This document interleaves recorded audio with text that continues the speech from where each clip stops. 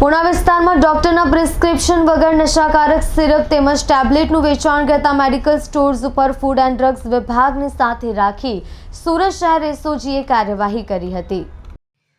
In charge police કમિશનરે સુરત શહેરમાં narcotics ડ્રગ્સની બદીને નેસ્તનાબૂદ કરવા માટે no drugs in Surat city અભિયાન ચાલુ કરવામાં આવ્યું છે। જે અભિયાન અંતર્ગત સુરત શહેર પોલીસ નાર્કોટિક્સ ડ્રગ્સની બદીને ડામવામાં સફળ રહી છે। વધુમાં પોલીસ કમિશનરને ધ્યાને આવ્યું કે સુરત શહેર વિસ્તારમાં ચાલતા કેટલાક મેડિકલ સ્ટોર્સ ઉપર ડોક્ટરના પ્રિસ્ક્રિપ્શન વગર નશાકારક સિરપ, કોડીન તથા ટેબ્લેટ ટ્રામાડોલ નામના નશાકારક ડ્રગ્સનું વેચાણ કરી લોકોના સ્વાસ્થ્ય સાથે ચેડા થતા હોય અને યુવાધન આવી ગોળી અને સિરપનું સેવન કરીને નશાખોરીના રવાડે ચડેલ હોય, જેથી આવા મેડિકલ સ્ટોર્સને શોધી કાઢી તેમના વિરુદ્ધ કાર્યવાહી કરવા સૂચના આપી હતી।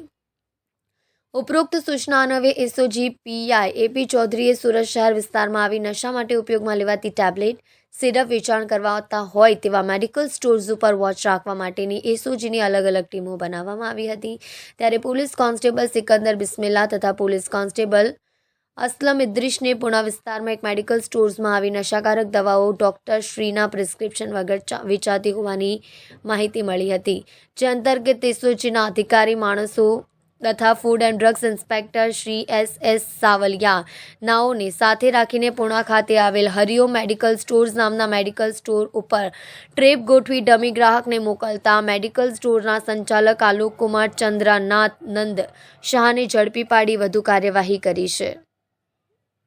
ગઈ તારીખ 29/4/2023 રોજ સુરત એસઓજી દ્વારા દુબઈથી સ્મગલિંગ કરીને જે 4.29 કરોડનું સોનું જે 7 કિલો સમથિંગ હતું એ લઈ આવેલા। એ વખતે જે તે વખતે 4 આરોપી પકડેલા, જેનું નામ અનુક્રમે ફેનિલ, નીરવ, ઉમેશ, સાવન અને એક જે અહીંયા જેને આપવાનું હતું તે વિશાલ, આ બધા આરોપીઓ પકડાઈ ગયા હતા। ત્યારબાદ જે તે તપાસ એસઓજી દ્વારા કરવામાં આવતા તે જે તે વખતે પાર્થ શર્મા કરીને જે છે ઉર્ફે બળદેવ પટેલ કે જે આરોપી દુબઈથી આ માલ મોકલાવતો હતો એ પકડવાનો બાકી હતો। છેલ્લા 10 મહિનાથી એ પકડાયો ન હતો, તો એ નાસ્તો પડતો હતો અને દુબઈથી વાયા નેપાલ અને ભારત આવેલો એવી એક હકીકત મળેલી હતી।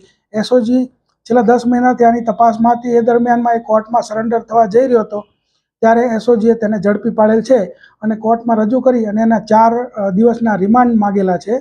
4 દિવસના રિમાન્ડ જે છે એની અંદર એની જે કોલ ડિટેલ છે એ કોલ ડિટેલ તપાસી એ કોની સાથે સંપર્કમાં હતો, આ 10 મહિના દરમિયાનમાં ક્યાં ક્યાં રહ્યો હતો અને કોની સાથે, અને એક ડીએમ કરીને જે નેટવર્ક ચલાવે છે દુબઈથી, એના વિશેની વધારે વિગતવાર પૂછપરછ જે છે એ આ રિમાન્ડ દરમિયાન અમે માહિતી કઢાવવા કોશિશ કરીશું અને એ રીતે આગળની તપાસ ચાલશે।